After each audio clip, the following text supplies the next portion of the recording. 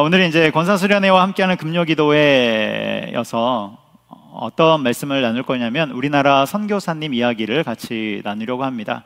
우리나라의 복음이 전해져 온 너무나도 귀한 믿음의 선조의 이야기죠. 그 부분을 함께 나누려고 하는데요. 특별히 언더우드 선교사님, 우리나라 선교 역사에서 빼놓을 수 없는 분입니다. 그래서 언더우드 선교사님에 대해서 이야기를 할 것입니다.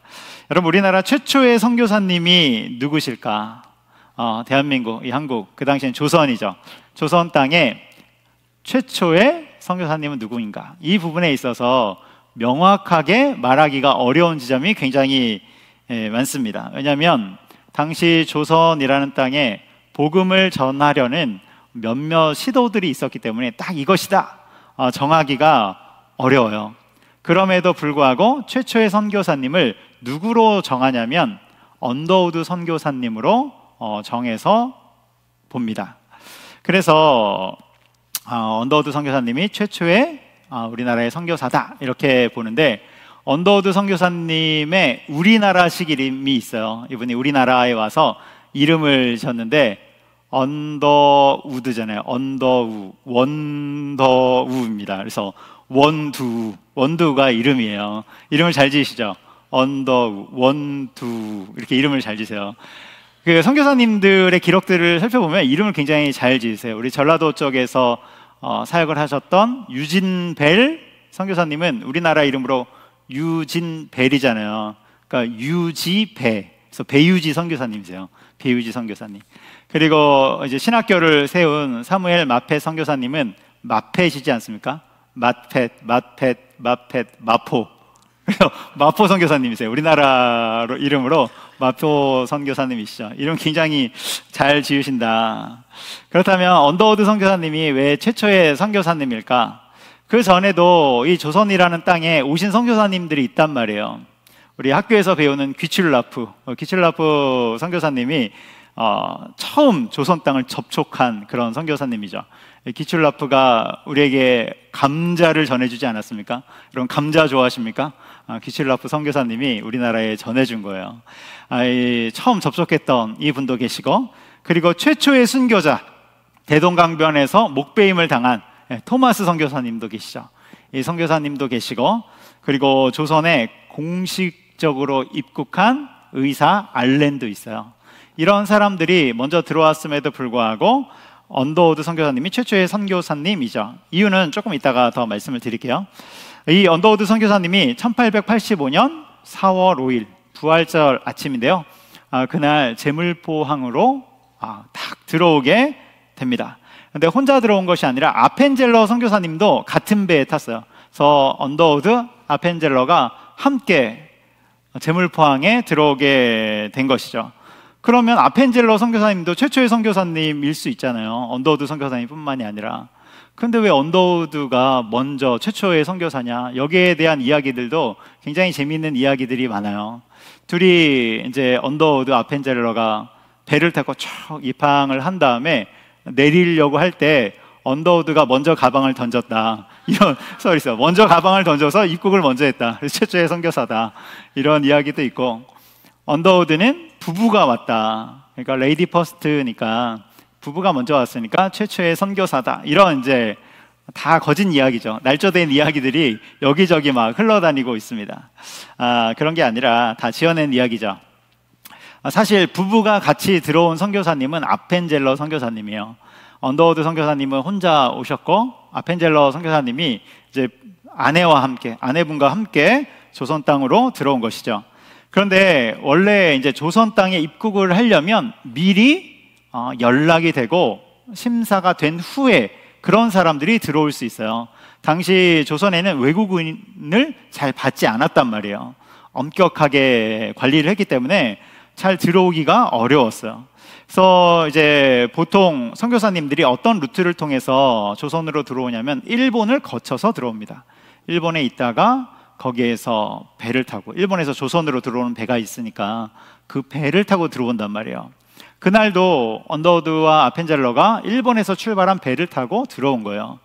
그러니까 이제 배가 들어오니까 미국 공관이랑, 그리고 미국 공사와, 그리고 또 먼저 들어있던 알렌 선교사님이 함께 제물포항으로 간 것이죠. 딱 갔는데 그 배에서 미국 사람이 내리는 거예요. 미리 연락되지 않은 언더우드와 아펜젤러가 내리는 것이죠. 그래서 너무 당황스러운 순간이어서 입국을 거부합니다. 그런데 아펜젤러는 부인까지 데리고 왔으니 당시 조선은 남자 외국인도 잘 안 받아요. 근데 아내까지 데리고 왔으니까 더더욱 받지 않는 것입니다. 그래서 아펜젤러는 통과를 못해요. 들어오지를 못합니다. 그래서 일본으로 다시 그 배를 타고 돌아가게 되고 2개월 후에 적법한 절차를 거쳐서 2달 후에 다시 들어오게 되는 것이죠. 근데 언더우드 선교사님은 넉살이 좋았던 것 같아요. 지금 보면. 그래서 이분도 돌아가야 되는데 미리 이제 심사를 받지 않고 온 것이기 때문에 돌아가야 되는 것이죠. 그런데 이분이 알렌 선교사님을 붙잡고 하소연을 하기 시작합니다. 내가 꼭 이곳에 있어야 된다. 나를 돌려보내지 말아달라. 내가 할 수 있는 일이 많다. 막 이렇게 하면서 이게 어떻게 잘 이야기가 됩니다.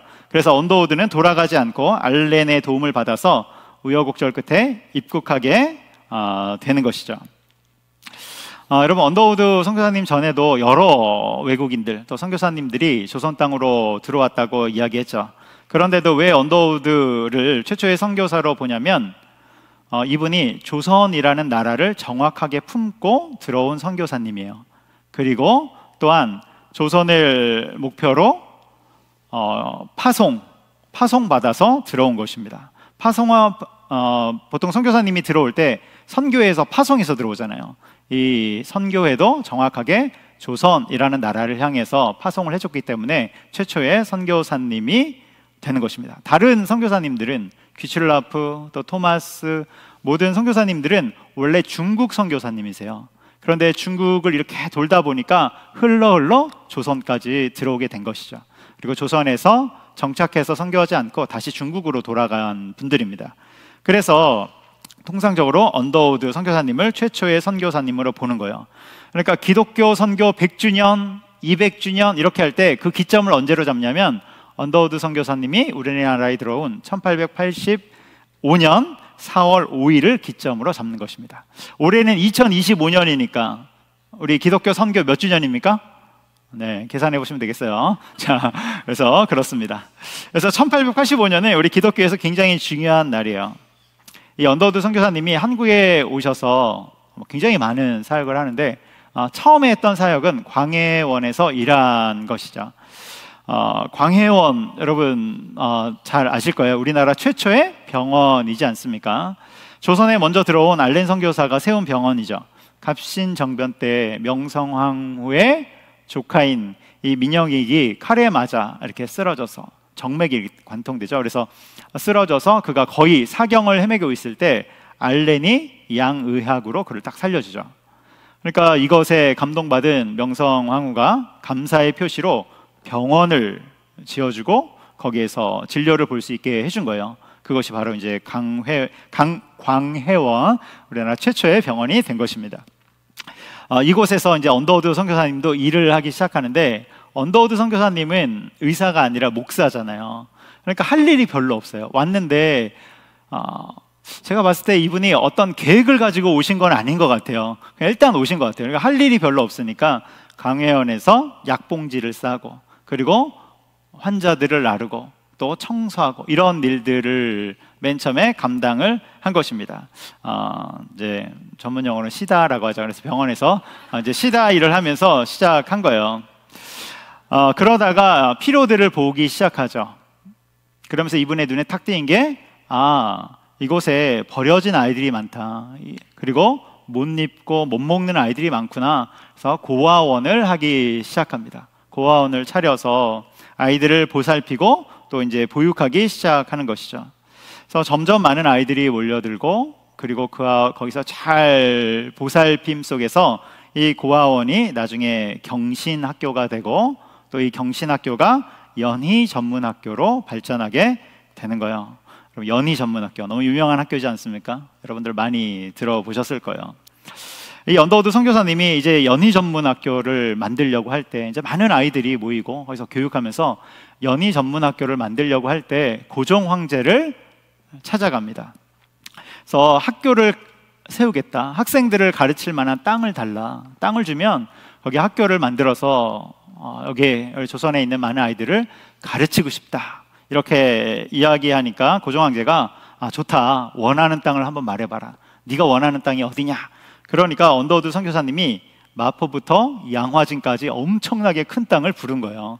스케일이 있죠. 엄청나게 큰 땅을 불렀어요. 근데 그도 그럴 것이 미국에 있는 대학들을 한번 생각해 보세요. 엄청 넓잖아요. 캠퍼스가 엄청 넓으니까 그거를 생각하면서 정말로 큰 땅을 부른 것이죠. 그때 고종황제가 뭐라고 말했냐면, 아니 무슨 서당 하나 짓는데 그렇게 큰 땅이 필요하냐, 이렇게 말했다는 일화가 전해지는 거예요. 어쨌건 이제 연희동에 연희전문학교를 세우게 되고, 이게 나중에 이제 세브란스 병원과 합쳐져서 연희전문학교의 연, 또 세브란스의 세 합쳐서 연세대학교가 된 것이죠.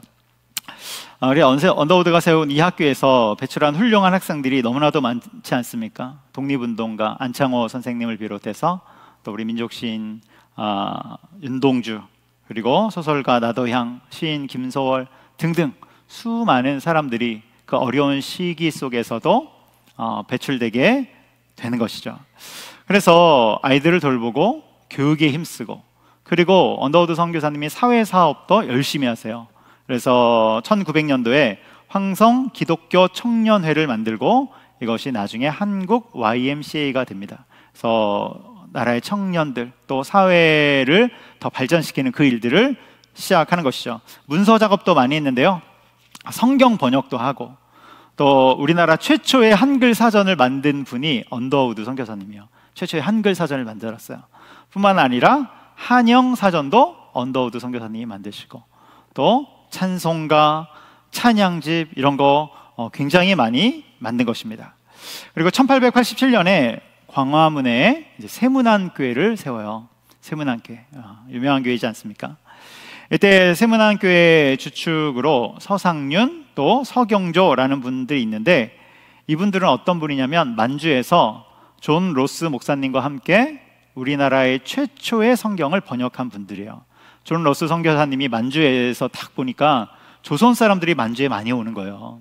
그 중에 몇몇을 전도해서 그때 이제 이 서상륜, 서경조 이분들이 전도된 것이죠. 그러면서 그들과 함께 한글 성경을 번역하기 시작한 것입니다. 그래서 거기에서 최초의 한글 성경이 나오게 된 것이죠. 그래서 세문안 교회가 창립될 때 그 존 로스 선교사님, 만주에 있는 존 로스 선교사님을 불러서 함께 설립 예배를 드리고, 또 이때 서경조의 분은 황해도 송천에서 7명의 사람을 딱 데리고 와요. 이제 교회가 새로 지어졌으니까 거기에서 세례받게 하기 위해서 전도한 것이죠. 그래서 7명의 사람을 황해도에서 광화문까지 굉장히 멀지 않습니까? 데리고 오는 것입니다. 그런데 어떻게 옵니까? 차 타고 온 것이 아니라 걸어서 오죠. 산도 넘고 또 물도 넘고. 그래서 몇 개월이 걸려서 이렇게 이들을 탁 세문안교회로 데리고 왔는데, 이 7명 중에 몇 명이 세례를 받냐면 2명만 세례를 받습니다. 2명만. 정확히 말하면 2명에게만 세례를 준 거예요. 신앙이 확실한 2명에게만 세례를 줍니다. 이거는 우리에게 주는 엄청난 큰 교훈이 있죠. 여러분, 오늘날 우리 교회에서, 한국교회에서 세례를 받을 때를 보면 어떻게 세례를 줍니까? 교회를 다니다가 나이가 되면 세례를 줍니다. 구원의 확신에 대해서 물어보죠. 너 구원 있니? 보통 이제 중학생들이니까 구원 있습니까? 구원의 확신 있습니까? 그럼 네, 있습니다. 주기도문 외울 수 있습니까? 아니요, 잘 못 외우겠는데요. 다음 주까지 외우세요. 뭐 이런 식이에요. 이런 식으로 이제 세례를 주는 것이죠. 그런데 여러분, 당시 한국교회에서 세례받는 조건은 굉장히 깐깐했습니다. 일단 초대교회, 우리 예루살렘 교회 초대교회는 2년 동안 교리교육을 받아야 돼요. 기본적으로 2년 동안 교리교육을 받아야 세례를 받을 수 있어요. 건강해야 세례 받을 수 있습니다. 여러분, 아프면 세례 못 받아요. 2년 동안 건강해야 돼요. 한국교회는 7가지 조건이 있어요. 구원받는 것은 당연한 것이고, 세례 받으려면 7개의 관문을 통과해야 돼요. 첫 번째는 신구약 성경을 1회 이상 통독해야 됩니다. 여러분, 성경을 통독하는 것이 그 당시는 훨씬 어렵죠. 우리는 지금 1년에 1독을 한 해 만에 막 이러고 있는데, 그분들은 세례 받으려면 1독을 해야 되는데, 그런데 그 당시의 사람들은 성경책이 어디나 이렇게 널려 있을까요? 안 널려 있을까요? 안 널려 있죠.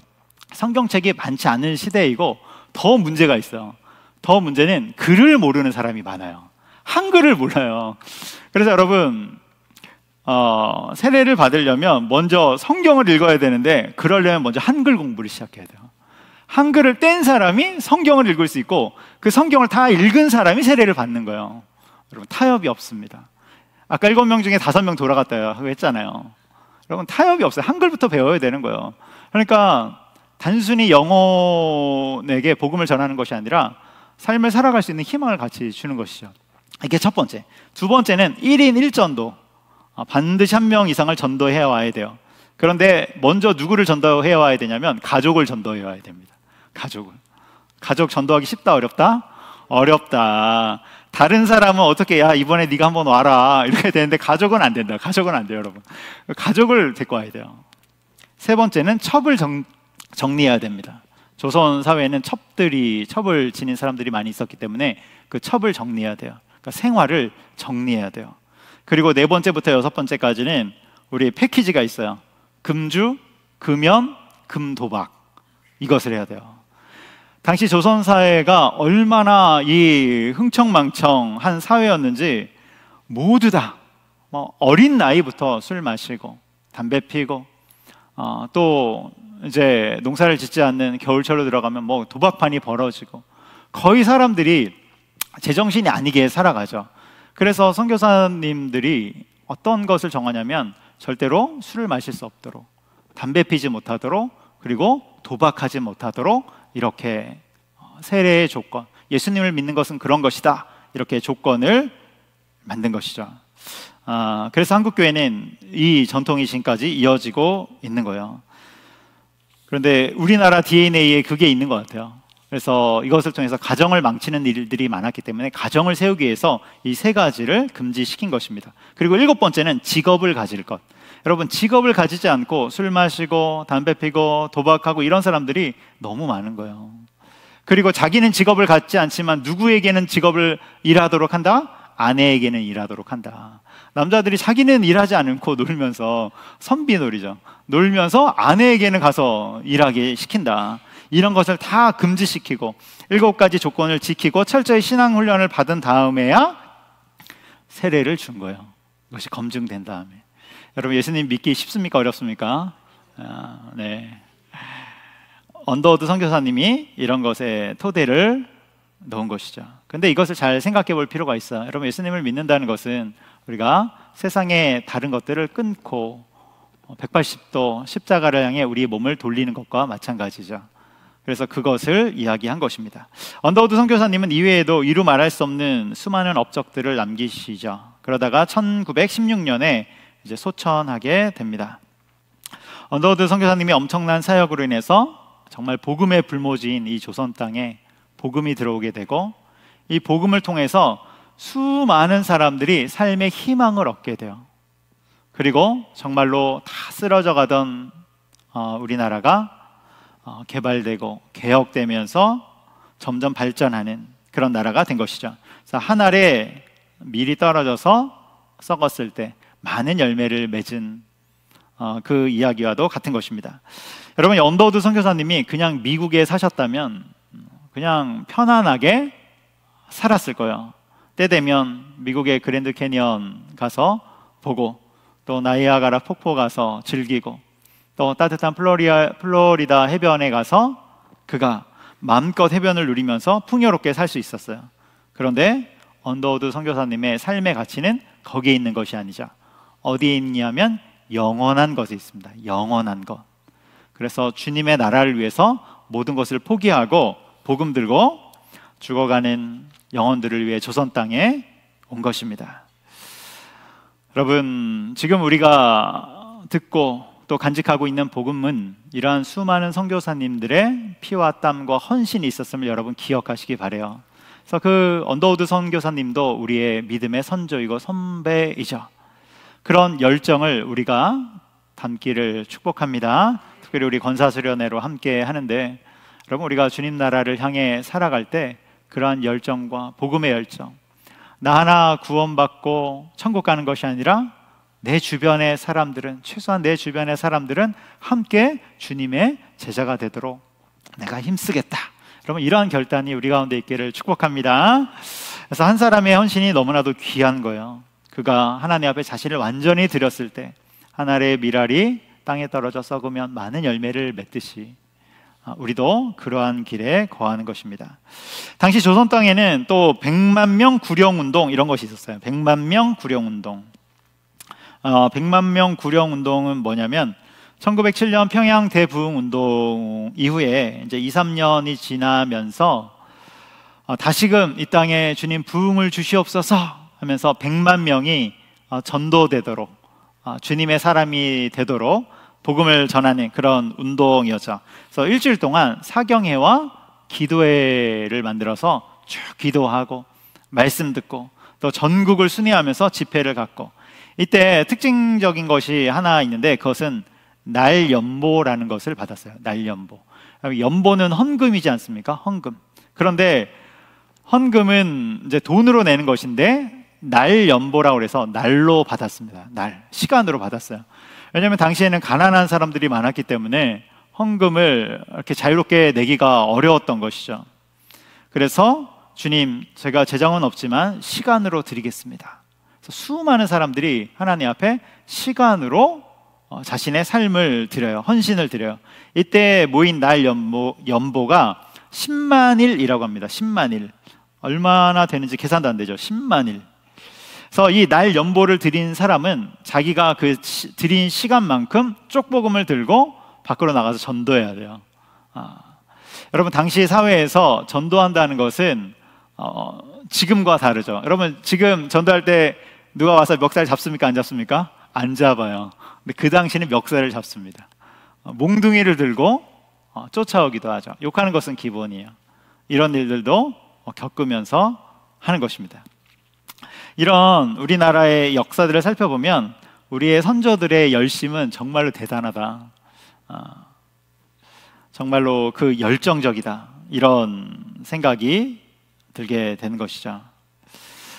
여러분, 그들의 열정적인 신앙생활이 우리 가운데 이어졌고, 우리도 어떻게 살아가야 됩니까? 우리 믿음의 선조들이 우리 가운데 남겨준 열정적인 신앙. 사실 저는 여기다 이렇게 적었어요. 유별난 신앙, 이렇게 적었어요. 여러분, 유별난 신앙을 했으면 좋겠다, 이런 마음으로 언거에 그렇게 적었죠. 여러분, 우리의 삶에서 왜 능력이 안 나타납니까? 목사님, 왜 제 삶에 능력이 나타나지 않을까요? 성령의 충만함이 나타나지 않을까요? 적당히 하기 때문에 그렇습니다. 그러면 적당히 기도하고 적당히 말씀 보고 적당히 교회 다니고 그러면 능력이 나타나지 않는 거예요. 우리 선조들은 어떻게 신앙생활 합니까? 주님, 저의 재정을 받으소서. 재정이 없으면 나를 받으소서. 시간을 받으소서. 열정적으로 열심을 다해서 신앙생활 한 것이죠. 이것이 바로 복음에 합당한 생활입니다. 여러분, 우리 안에도 이런 열심이 있기를 주님의 이름으로 축복합니다. 여러분, 복음이 뭡니까? 복음의 핵심은 예수 그리스도죠. 우리 아까 여기서 예수 그리스도 외치지 않았습니까? 모든 답에 모든 해답, 우리 예수 그리스도 외쳤는데, 우리는 그 예수님을 위해서 우리의 인생을 드리고 또 우리의 생명까지 드리며 나아가는 것입니다. 그러한 헌신이 있기를 주님의 이름으로 축복합니다. 마태복음 3장에 보면 예수님이 세례 받으시는 장면이 나와요. 예수님이 세례 받으시는 장면. 여러분, 이 부분이 굉장히 흥미롭죠. 예수님이 세례를 주셔야 될 것 같은데 예수님이 세례를 받으세요. 거꾸로 세례 요한에게 세례를 받죠. 그런데 이 세례식은 예수님이 이제 공생애를 시작한다는 선포식과도 같은 것입니다. 메시아로서 공식적인 사역이 시작됩니다, 이 선언식과도 같은 거예요. 그 부분이 나오는 마태복음 3장 16절에서 17절을 우리 같이 한번 읽어보도록 하겠습니다. 마태복음 3장 16절 17절 같이 읽습니다. 예수께서 세례를 받으시고 곧 물에서 올라오실새 하늘이 열리고 하나님의 성령이 비둘기같이 내려 자기 위에 임하심을 보시더니 하늘로부터 소리가 있어 말씀하시되 이는 내 사랑하는 아들이요 내 기뻐하는 자라 하시니라. 아멘. 여기 보면 예수님이 세례를 받으시는데요, 16절 보여주세요.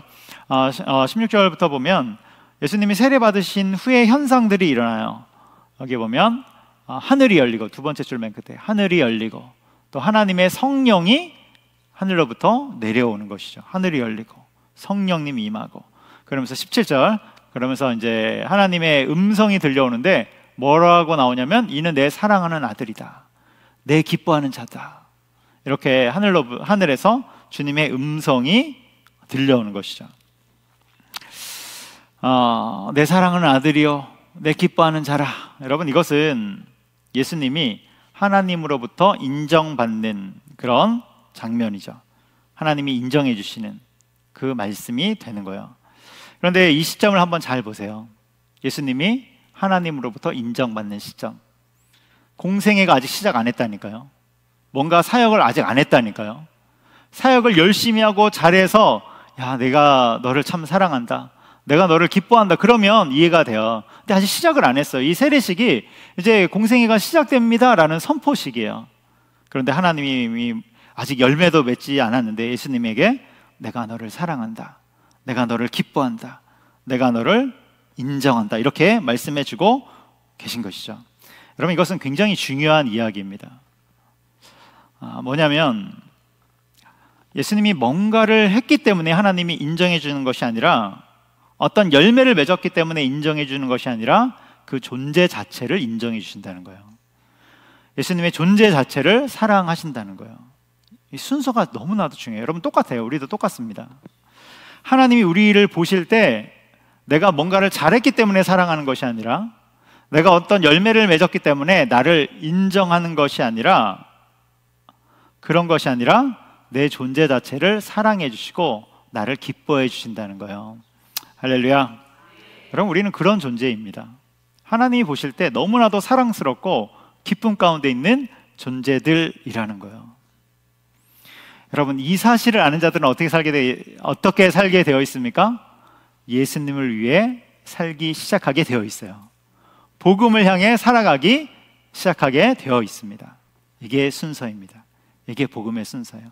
여러분, 여기에 계신 우리 권사님들, 또 여기 계신 모든 성도님들, 우리는 주님의 그 사랑을 받은 자들이죠. 정말 아무것도 아닌 우리를 십자가에서 구원해 주시고, 구원해 줘서 정말로 제 마음 같아서는 어떤 천국의 가장 끄트머리에서 청소만 하고 있어도 전 너무 기쁠 것 같아요. 하나님이 그 정도 시켜줘도 너무 기쁠 것 같은데, 그런 것이 아니라 내가 너를 사랑한다, 야, 너는 나의 기쁨이야. 여러분들이 볼 때 좀 부족해 보일 수 있지만 하나님 저한테 이렇게 말씀하신다고요. 너는 기쁨이야. 여러분한테도 말씀해 주시죠. 너는 나의 기쁨이야. 여러분, 이 사실이 너무나 감사해서 나도, 또 우리 모두도 주님의 사랑을 흘려보내고, 또 주님의 긍휼을 흘려보내고, 또 주님을 위해서 살아가는 것이죠. 오늘 언더우드 선교사님에 대해서 이야기를 했는데요. 여러분, 언더우드 선교사님이 조선 땅에 입국할 때 조선은 세상에 알려지지 않은 미지의 땅이었어요. 아무도 몰라요. 조선 그러면 거기가 어디야? 몰라. 일본 옆에 붙어 있대. 그 당시 조선은 초가집을 짓고 살았고요. 위생적으로 너무 열악해서 툭 하면 전염병이 돌던 나라예요. 그런데 자존심이 얼마나 강한지 외인들을 보면 전혀 도움을 받으려 하지 않고 적대시까지 하죠. 돌 던집니다. 돌 던져요. 그래서 마페 선교사님이 돌에 맞아서 턱이 나가잖아요. 누가 돌 던졌습니까? 이기풍. 돌 던져서, 선교사님 돌 던져서 그분도 선교사님 됐잖아요. 제주도 선교사님. 여러분, 그런 나라에 25살 꽃다운 청년이 복음 들고 온 것입니다. 아무도 환영해 주지 않는 이 땅에 온 거예요. 이유가 무엇입니까? 그렇게까지 안 해도 되는데 조선 땅에 들어온 이유가 무엇입니까? 먼저 사랑해 주신 주님의 사랑을 발견했기 때문에 그렇습니다. 아무것도 아닌 나를 구원해 주시고 내가 너를 기뻐한다, 그 진리를 발견했기 때문에 그런 것입니다. 여러분, 하나님이 여러분을 사랑하고 기뻐하시는 것을 기억하시기 바랍니다. 그리고 우리에게 복음을 주셨으니 그 복음 들고 주님의 사람으로 살아가는 여러분 되기를 주님의 이름으로 축복합니다. 우리 기도할 텐데요. 기도하기 전에 찬양하고 기도하겠습니다.